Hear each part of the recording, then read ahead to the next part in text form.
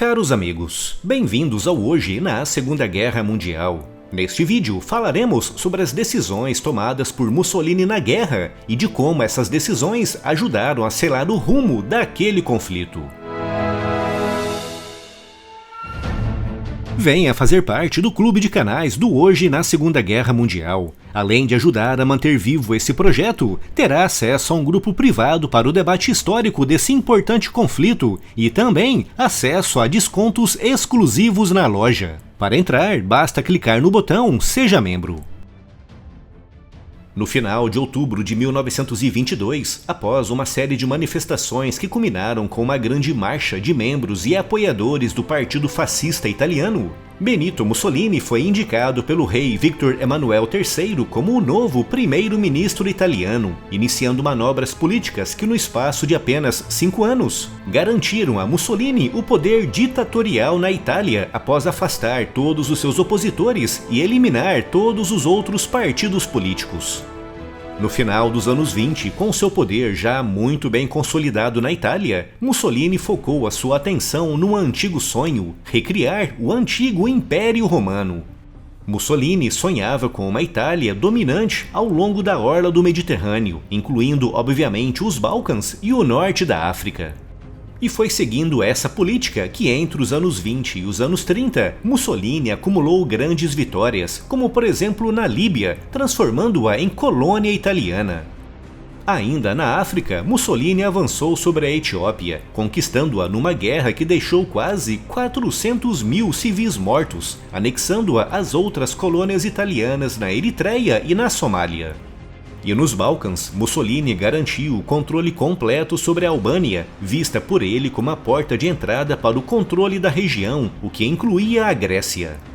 Quando a Segunda Guerra Mundial começou em setembro de 1939, Mussolini estava há cerca de 15 anos acumulando vitória atrás de vitória, e já tinha todas as bases que precisava para iniciar a concretização do seu sonho de recriar o Império Romano às margens do Mediterrâneo. Mas Mussolini sabia que para a guerra que a Alemanha tinha começado, o seu país ainda não estava devidamente preparado, levando-o a decidir entrar na guerra contra a França e a Inglaterra apenas no dia 10 de junho de 1940, exatamente um mês após a Alemanha invadir a França, e num momento em que já estava bastante óbvio que os alemães venceriam aquela guerra. E logo ali, em junho de 1940, Mussolini já começou a mostrar que não seria uma grande ajuda para o seu aliado alemão, com as tropas italianas enviadas para atacar o sul da França, ficando presas nos Alpes italianos na fronteira francesa, sofrendo pesadíssimas baixas e não conseguindo avançar.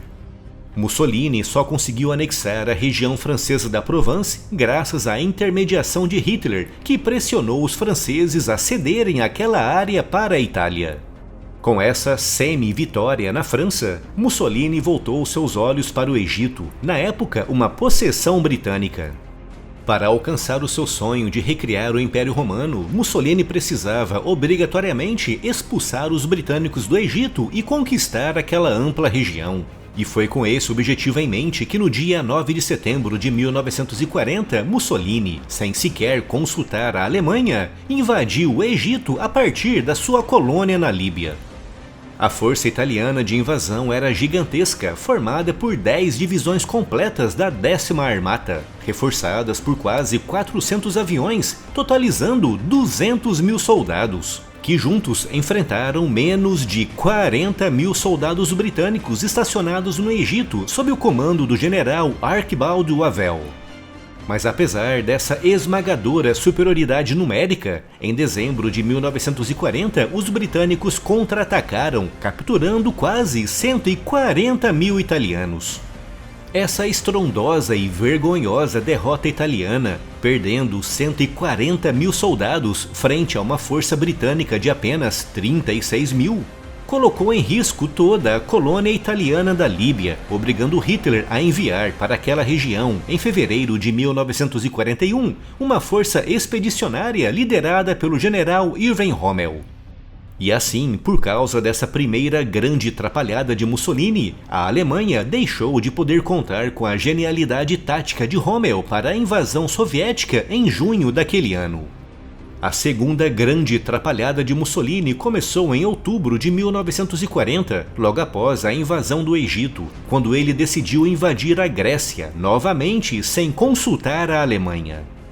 A invasão da Grécia tinha a mesma finalidade da invasão do Egito, concretizar o sonho de Mussolini de recriar o Império Romano no Mediterrâneo, com os italianos invadindo a Grécia com uma força de quase 90 mil soldados, 450 aviões e 600 peças de artilharia, enfrentando apenas 50 mil gregos.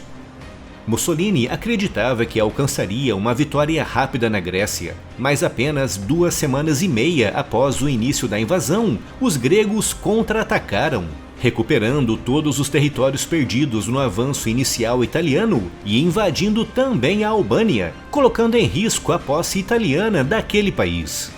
E para piorar ainda mais a situação, os gregos, que antes da invasão italiana tinham deixado bem claro que permaneceriam neutros na guerra, aceitaram de muito bom grado o auxílio militar britânico, com o Reino Unido enviando para a Grécia mais de 60 mil soldados.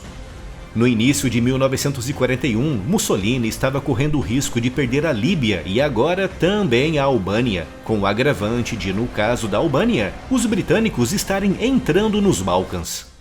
Para Hitler, que no início de 1941 estava ultimando os planos para invadir a União Soviética, a presença britânica nos Balcãs seria desastrosa, já que a partir de lá, eles poderiam ameaçar toda a retaguarda do avanço alemão pelo território soviético.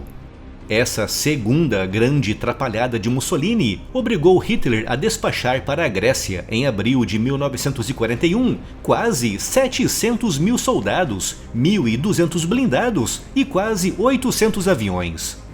Essa intervenção alemã para arrumar mais essa atrapalhada de Mussolini contribuiu para atrasar o início da invasão alemã da União Soviética, inicialmente marcada para abril ou maio. O atraso de quase 2 meses para o início da invasão deu aos alemães apenas 3 meses de tempo seco e de clima ameno, com a época das chuvas começando no final de setembro, seguido logo depois por um dos piores invernos da história russa, que paralisou o avanço alemão mesmo às portas de Moscou. Após essas 2 grandes atrapalhadas de Mussolini, a colaboração italiana para o esforço de guerra alemão não foi assim tão grande.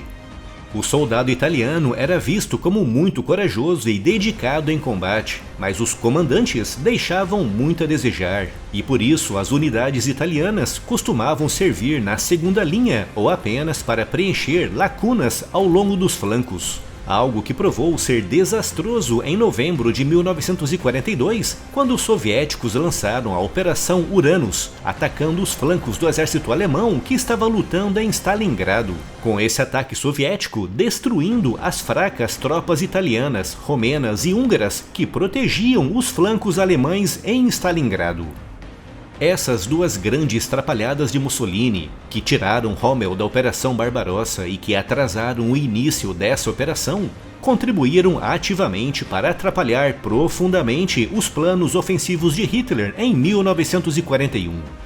Apesar da Marinha Italiana ter contribuído em certa medida para manter a Royal Navy afastada da costa europeia do Mediterrâneo, se Mussolini tivesse se limitado apenas a seguir os passos dos outros 2 ditadores fascistas da Europa, o português Salazar e o espanhol Franco, teria ajudado mais os planos alemães, pois não teria atrapalhado tanto.